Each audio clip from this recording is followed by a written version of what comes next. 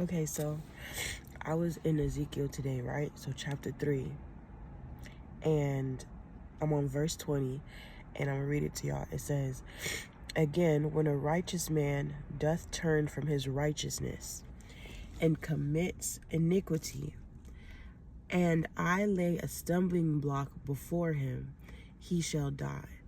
Because thou hast not given him warning, he shall die in his sin. And his righteousness which he hath done shall not be remembered, but his blood will I require at thine hand." I'll read that to y'all one more time, okay? "Again, when a righteous man doth turn from his righteousness and commit iniquity, and I lay a stumbling block before him," this is God, "he shall die, because thou hast not given him warning. He shall die in his sin, and his righteousness which he hath done shall not be remembered, but his blood will I require at thine hand." Y'all, I'm reading this. I was thinking about, because right now everybody in the expose, right? And I was thinking about how it's so many people right now that are leaders.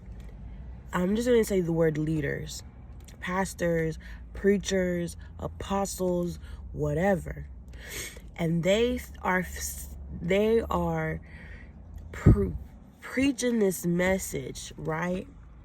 They're teaching this doctrine that, yes, they've stumbled, yes, they've made mistakes, but God, yes, they've committed iniquity, they've sinned, but God is gonna keep lifting them and lifting them and lifting them. And it literally says right here, God himself says, when a righteous man turns away from righteousness and commits iniquity, God himself sends the stumbling block, and he shall die. God himself does it. If you're committing sin and you're not actually turning away from your sin, God takes you out. He takes you out. And then it continues on in the verse, and it says, the same verse. This ain't even 2 or 3 verses. This is the same one. And he says, not only will he be taken out, all that he did will be forgotten. All that he did will be forgotten. And I was just reading this, and because we are not taking this seriously. We're not taking this serious enough, right?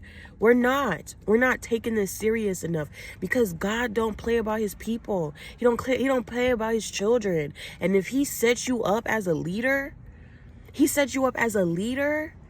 as an apostle, as a preacher, as an evangelist, as a whoever, he has set you up in his kingdom to reach his children, right? And you're sinning against them, you're abusing them.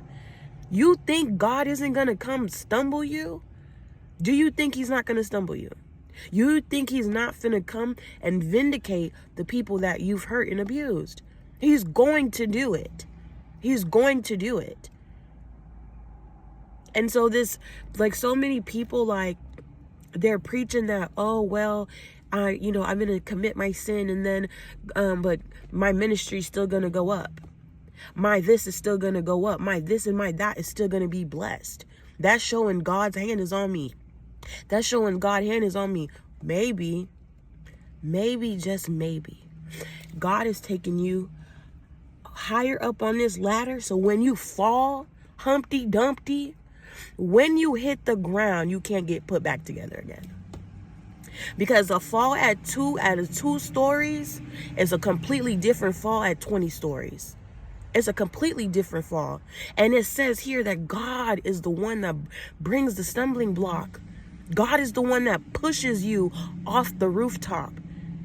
God's the one that pushes you. So he's going to let you rise, but I also want to let you know he's going to push you too. So keep playing with God if y'all want to.